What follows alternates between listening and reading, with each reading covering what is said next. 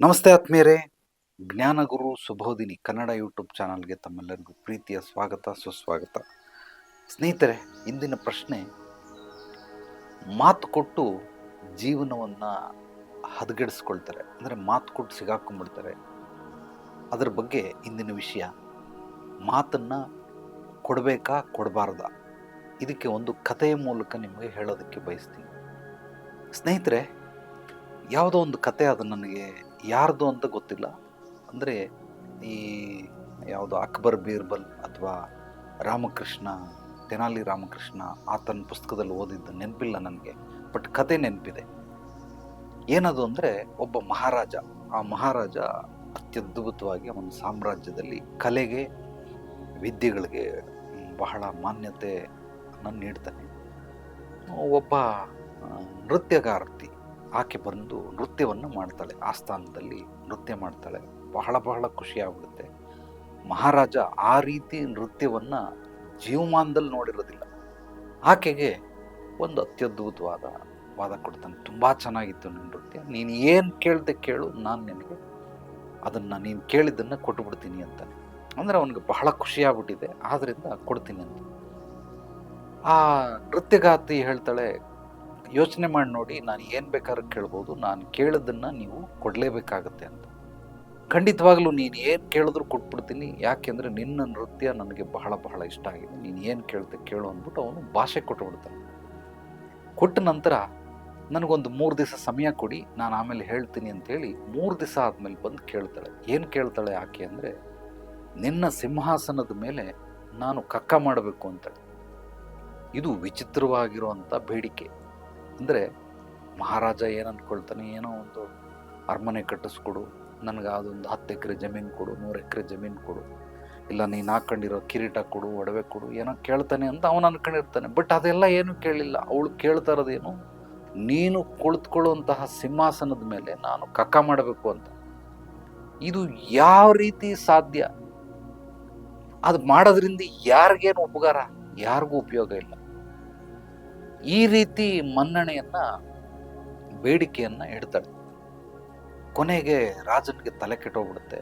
ಆ ಮಂತ್ರಿನ ಕೇಳ್ತಾನೆ, ನೋಡಪ್ಪ, ನಾನೇನೋ ಬಾಯಿ ತಪ್ಪಿ ಮಾತು ಕೊಟ್ಬಿಟ್ಟೆ, ಬಟ್ ಅವಳು ಈ ರೀತಿ ಕೇಳ್ತಾವಳು, ಏನು ಮಾಡೋದು ಗೊತ್ತಾಗಲ್ಲ ಅಂತ. ಮೋಸ್ಟ್ಲಿ ತೆನಾಲಿರಾಮಕೃಷ್ಣನ ಕಥೆನೇ ಇರಬಹುದು ಅನಿಸುತ್ತೆ, ನನಗೆ ನೆನಪಿಲ್ಲ ಸರಿಯಾಗಿ.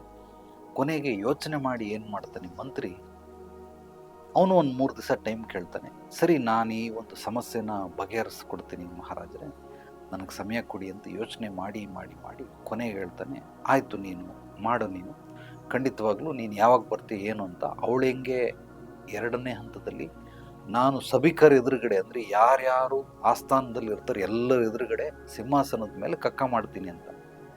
ಅವಳು ಒಂದು ದಿವಸ ಫಿಕ್ಸ್ ಮಾಡ್ತಾಳೆ. ಫಿಕ್ಸ್ ಮಾಡಿ ಇಂಥ ದಿವಸ ಬರ್ತೀನಿ ಅಂತ. ರಾಜನಿಗೆ ಬಹಳ ಒಂಥರ ಅವಮಾನಕರವಾದ ಘಟನೆ, ಸನ್ನಿವೇಶ ಇದು.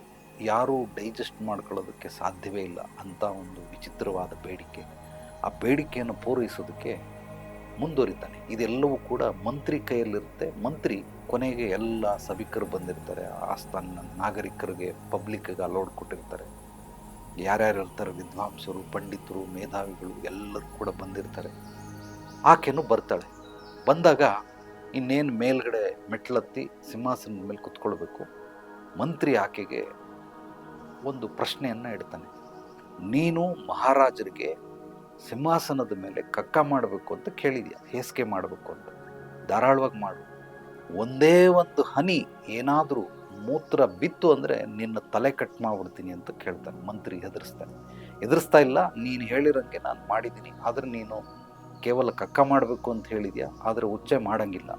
ಏನಾದರೂ ಒಂದು ಹನಿ ಮೂತ್ರ ವಿಸರ್ಜನೆ ಬಿತ್ತು ಅದರ ಮೇಲೆ, ನಿನ್ನ ತಲೆ ಕೈ ಕಾಲುಗಳನ್ನೆಲ್ಲ ಸಪ್ರೇಟ್ ಮಾಡ್ತೀನಿ ಅಂತ. ಕೊನೆಗೆ ಆಕೆ ಹೆದರ್ಕೊಂಡು, ಆ ರೀತಿ ಯಾರು ಮಾಡೋದಕ್ಕೆ ಸಾಧ್ಯ? 2 ಬಂದ ಮೇಲೆ 1 ಬಂದೇ ಬರ್ತದೆ, ಅಥವಾ 1 ಬಂದ ಮೇಲೆ 2 ಬರಲೇಬೇಕು, ಬೇರೆ ದಾರಿ ಇಲ್ಲ. ಆ ರೀತಿ ಆಗೋದಕ್ಕೆ ಸಾಧ್ಯವಿಲ್ಲ. ಕೊನೆಗೆ ತಪ್ಪಾಯಿತು ಮಹಾರಾಜ ಅಂತೇಳಿ ಕಾಲಿಗೆ ಬಿದ್ದು ಕ್ಷಮೆ ಕೇಳಿ ಅಲ್ಲಿಂದ ಹೊರಟು ಬಿಡ್ತಾಳೆ. ಅಂದರೆ ಏನಂದರೆ, ಆಕೆ ಉದ್ದೇಶ ಸಿಂಹಾಸನದ ಮೇಲೆ ಏನಾದರೂ ಕಕ್ಕ ಮಾಡಿದ್ರೆ ಅವನು ಮತ್ತೆ ತಿರ್ಗಾ ಸಿಂಹಾಸನದ ಮೇಲೆ ಕುತ್ಕೊಳ್ಳೋದಕ್ಕೆ ಲಾಯಕ್ಕಿಲ್ಲ, ಖಂಡಿತವಾಗ್ಲೂ ಕುತ್ಕೊಳ್ಳೋದಕ್ಕಾಗೋದಿಲ್ಲ. ಇನ್ನು ಕಡೆ ಉಸಿರಿರೋವ್ರಿಗೂ ಅವನಿಗೆ ಆತ್ಮ ಸಾಕ್ಷಾತ್ಕಾರ ಅಂತ ಇರ್ತದೆ, ಚುಚ್ಚುತ್ತಾನೆ ಇರ್ತದೆ, ಅಯ್ಯೋ ದೇವರೇ, ನಾನು ಇಂಥ ಕಡೆ ಕುತ್ಕೊಂಡು ಬಿಟ್ಟಲ್ಲ ಅಂತ. ಅರಮನೆ ಒಡೆದಾಕ್ತಾನೆ, ಇಲ್ಲಾಂದರೆ ಸಿಂಹಾಸನದ ದಿಕ್ಕು ಬದಲಾಯಿಸಿ ಬೇರೆ ಕಡೆ ಕೂತ್ಕೊಳ್ತಾನೆ. ಆದ್ದರಿಂದ ಆಕೆ ಏನೋ ಒಂದು ಪ್ಲ್ಯಾನ್ ಮಾಡಿ ಹೇಳಿರ್ತಾಳೆ. ಅಂದರೆ ಈ ಕಥೆಯ ಸಾರಾಂಶ ಏನು ಅಂದರೆ, ದಯವಿಟ್ಟು ನೀವು ಎಷ್ಟೇ ಖುಷಿಯಾಗಿದ್ದರೂ ಕೂಡ, ಎಷ್ಟೇ ಆನಂದ ಪರಮಾನಂದದಲ್ಲಿದ್ದರೂ ಕೂಡ, ಈ ರೀತಿ ನಿನಗೆ ಏನು ಬೇಕು ಕೇಳು ನಾನು ಕೊಟ್ಬಿಡ್ತೀನಿ ಅಂತ ದಯವಿಟ್ಟು ಹೇಳಬೇಡಿ. ಯಾರೋ ಬಂದು ಏನನ್ನೋ ಕೇಳ್ತಾರೆ, ಏನೇನೋ ಕೇಳ್ತಾರೆ, ಅದು ವಿಚಿತ್ರವಾಗಿರುವಂಥದ್ದೆಲ್ಲ ಕೇಳ್ತಾರೆ. ನಾವು ಅದನ್ನು ಪೂರೈಸೋದಕ್ಕೆ ಸಾಧ್ಯವೇ ಇಲ್ಲ. ನೀವು ಯಾರಿಗಾದರೂ ಮಾತು ಕೊಡಬೇಕಾದ್ರೆ ಮೊದಲು ಏನು ಅದನ್ನು ಹೇಳು ಅನ್ನೋದನ್ನು ಹೇಳಿಸ್ಕೊಳ್ಳಿ. ಅವರು ಹೇಳಿದ ನಂತರ ನಿಮಗೆ ಸಾಧ್ಯವಾದರೆ ಕೊಡ್ತೀನಿ ಅಂತ ಹೇಳಿ, ಸಾಧ್ಯವಾಗಲಿಲ್ಲ ಅಂದರೆ ಇಲ್ಲ ಅಂತ ಹೇಳಿ. ಈ ರೀತಿ ರಾಜ ಮಾಡೋದ್ನಲ್ಲ, ಈ ತಪ್ಪನ್ನು ದಯವಿಟ್ಟು ಮಾಡಬೇಡಿ. ಯಾರ್ಯಾರು ಏನೇನು ಕೇಳ್ತಾರೋ ಗೊತ್ತಿಲ್ಲ. ಇದು ಕೇವಲ ಒಂದು ಕತೆ ಅಲ್ಲ, ಈ ರೀತಿ ಸಾವಿರಾರು ಕತೆಗಳಿದ್ದಾವೆ. ಯಾರೋ ಒಬ್ಬ ಕಲಾವಿದ ಪೇಂಟಿಂಗ್ ಬರೀತಾನೆ, ಮಹಾರಾಜರವ್ರ ಅಪ್ಪ ಅವ್ರ ಅಮ್ಮಂದು, ರಾಜ ರಾಣಿದು, ನಿನಗೇನು ಬೇಕು ಕೇಳಯ್ಯ ಅಂತ. ಅವನು ಏನು ಬೇಕಾದ್ರೂ ಕೇಳ್ಬೋದಾಗಿತ್ತು, ನನಗೆ ನಿನ್ನ ಜೀವ ಬೇಕು, ನಾನು ನಿನ್ನ ತಲೆ ಕಟ್ ಮಾಡಬೇಕು ಅಂತ. ಕಟ್ ಮಾಡೋಕ್ಕಾಗತ್ತಾ? ಏನು ಬೇಕು ಕೇಳು, ನೀನು ಕೇಳಿದ್ದೆಲ್ಲವನ್ನ ಕೊಡ್ತೀನಿ ಅಂತ. ಈ ರೀತಿ ಬಹಳಷ್ಟು ಜನ ಕತೆಗಳಲ್ಲ, ಇದು ಕೇವಲ ರಾಜರ ಕತೆ ಅಲ್ಲ, ರಾಜಕೀಯದಲ್ಲೂ ಸುಮಾರು ಜನ ಈ ರೀತಿ ಮಾಡ್ತಾರೆ. ದಯವಿಟ್ಟು ಆ ರೀತಿ ಮಾಡಬೇಡಿ. ನೀವು ಯಾವುದೇ ವ್ಯಾಪಾರ ವ್ಯವಹಾರ ಮಾಡ್ತಾಯಿರಿ, ಯಾರಿಗಾದರೂ ಮಾತು ಕೊಡಬೇಕಾದ್ರೆ ಮೊದಲು ಅವರು ಏನನ್ನು ಕೇಳ್ತಾರೆ ಅನ್ನೋದನ್ನು ತಿಳ್ಕೊಂಡ ನಂತರ ನಿಮ್ಮ ಕೈಯಲ್ಲಿ ಸಾಧ್ಯವಾದರೆ ಹ್ಞೂ ಅಂಥೇಳಿ, ಸಾಧ್ಯವಾಗಲಿಲ್ಲ ಅಂದರೆ ಹ್ಞೂ ಅಂಥೇಳಿ. ಈ ರೀತಿ ಯಾರಿಗೂ ಮಾತುಗಳನ್ನು ಕೊಡಬೇಡಿ. ಇದು ಬಹಳ ಬಹಳ ಅಪಾಯಕಾರಿ. ಇದು 1-2 ಘಟನೆಗಳಲ್ಲ, ಹಲವಾರು ರೀತಿ ಘಟನೆಗಳು. ತಾಯಿ ಅತ್ಯದ್ಭುತವಾಗಿ ಯಾರಿಗೋ ಒಬ್ಬರಿಗೂ ಮಾತು ಕೊಟ್ಬಿಟ್ಟಿರ್ತಾರೆ. ಸೊಸೆಗೆ ಅನ್ಸುತ್ತೆ, ನೀನು ಏನು ಬೇಕಾದ್ರೂ ಮಾಡಿ, ನೀನು ಏನು ಕೇಳಿದ್ರು ಕೊಡ್ತೀನಿ, ನೀನು ಕಂಡ್ರೆ ನಂಗೆ ಬಹಳ ಇಷ್ಟ ಅಂತ. ಕೊನೆಗೆ ಅವಳು ವಿಷ ತಂದು ಕೊಡ್ತಾಳೆ, ಈ ಹಾಲಲ್ಲಿ ವಿಷ ಹಾಕಿದ್ದೀನಿ ಕುಡಿದ್ಬಿಡು ಅಂತ. ಈಗ ಅತ್ತೆ ಹೆಂಗೆ ಅನ್ಕೊಂಡೇ ಇರಲಿಲ್ಲ ನನಗೆ ವಿಷ ಕೊಡ್ತಾಳೆ ಇವಳು ಸೊಸೆ ಅಂತ. ಬಟ್ ವಿಷ ಹಾಕಿದ್ದೀನಿ ಕುಡಿದ್ಬಿಟ್ಟು ಸಾಯಿ ಅಂತ.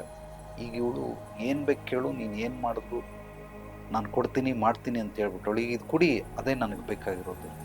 ಈಗ ಕುಡಿದ್ಬಿಟ್ರೆ ಖಂಡಿತವಾಗ್ಲೂ ಸತ್ತೋಗ್ತಾಳೆ. ಕುಡಿದು ಸತ್ತಂಥ ಘಟನೆಗಳು ಇದ್ದಾವೆ. ದಯವಿಟ್ಟು ಆ ರೀತಿ ಯಾರಿಗೂ ಮಾತು ಕೊಡುವಂಥ ಅವಶ್ಯಕತೆ ಇಲ್ಲ. ಎಲ್ಲವನ್ನ ಪೂರೈಸೋದಕ್ಕೆ ನೀನು ಮಹಾತ್ಮನಲ್ಲ, ನೀನು ಭಗವಂತನಲ್ಲ, ನೀನು ಪರಮಾತ್ಮನೂ ಅಲ್ಲ. ಆದ್ದರಿಂದ ಯಾರಿಗೂ ಮಾಡಬೇಡಿ ಆ ರೀತಿ. ಏನು ಬೇಕು ಅನ್ನೋದನ್ನು ಬಾಯಿ ಬಿಟ್ಟು ಕೇಳಿ, ಕೇಳಿದ ನಂತರ ನಿಮಗೆ ಏನೇನು ಬೇಕೋ ಅದೆಲ್ಲವೂ ನಿಮಗೆ ಯೋಗ್ಯತೆ ಅರ್ಹತೆ ಇದ್ದರೆ, ಕೊಡೋದಕ್ಕೆ ಮನಸ್ಸಿದ್ರೆ, ನಿಮ್ಮ ಹತ್ರ ಆ ವಸ್ತುಗಳು ಅಥವಾ ಆ ಪದಾರ್ಥಗಳು, ಸಾಮಗ್ರಿಗಳು ಅಥವಾ ಅದನ್ನು ಪೂರೈಸುವಂಥ ಶಕ್ತಿ ಚೈತನ್ಯ ಭಗವಂತ ನಿಮ್ಗೆ ಕೊಟ್ಟಿದ್ರೆ ಖಂಡಿತವಾಗ್ಲೂ ನೀಡ್ಬೋದು. ಆ ರೀತಿ ಏನು ಬೇಕು ನಾನು ಆಮೇಲೆ ಕೇಳ್ತೀನಿ ಅನ್ನೋರು, ಇದೆಲ್ಲ ದೊಂಬರಾಟಗಳು, ಇವೆಲ್ಲವೂ ಕಳ್ಳತನದ ಆಟಗಳು.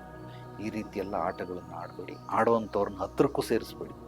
ಇದೆಲ್ಲ ಬಹಳ ಬಹಳ ಡೇಂಜರ್. ಇದು 108 ಸಮಸ್ಯೆಗಳು, ಸಾವಿರಾರು ಲಕ್ಷಾಂತರ ಸಮಸ್ಯೆಗಳು ಬರ್ತವೆ. ಇದರಲ್ಲಿ ಇಡೀ ಕುಟುಂಬನೇ ನೇಣಾಕೊಂಡು ಸಾಯುವಂಥ ಪರಿಸ್ಥಿತಿ ಬಂದ್ಬಿಡ್ತದೆ.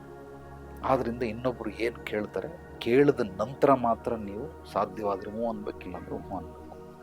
ಸೊ ಇದೆಲ್ಲವೂ ಕೂಡ ಮನುಷ್ಯನಿಗೆ ಅನುಭವಕ್ಕಿಂತ ದೊಡ್ಡ ಗುರು ಇಲ್ಲ ಅಂತಾರೆ.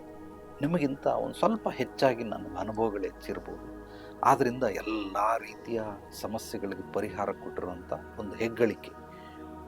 ಸುಮಾರು 22 ವರ್ಷದ ಅನುಭವಗಳು, ದೇಶ ಸುತ್ತಿ ನೋಡು, ಕೋಶ ಓದಿ ನೋಡು ಅನ್ನೋದ್ರಿಂದ ಎರಡೂ ಕೂಡ ಮಾಡಿರೋದ್ರಿಂದ ನಿಮಗಿಂತ ಹೆಚ್ಚಾಗಿ ಅನುಭವಗಳಿರ್ತವೆ. ಆ ಅನುಭವಗಳನ್ನು ನಿಮ್ಮೊಂದಿಗೆ ಹಂಚ್ಕೊಳ್ಳೋದು ನನ್ನ ಮೂಲ ಕೆಲಸ. ಎಲ್ರಿಗೂ ಒಳ್ಳೆಯದಾಗಲಿ. ನಾಳೆ ಮತ್ತೆ ಭೇಟಿಯಾಗೋಣ ಮತ್ತಷ್ಟು ಸತ್ವಭರಿತ ವಿಚಾರಗಳೊಂದಿಗೆ. ಎಲ್ಲರೊಳಗಡಗಿರುವ ಭಗವಂತನಿಗೆ ನನ್ನ ಭಕ್ತಿಪೂರ್ವ ಪ್ರಣಾಮಗಳು. ಸರ್ವೇ ಜನೋ ಸುಖಿನೋ ಭವಂತು. ಶುಭರಾತ್ರಿ.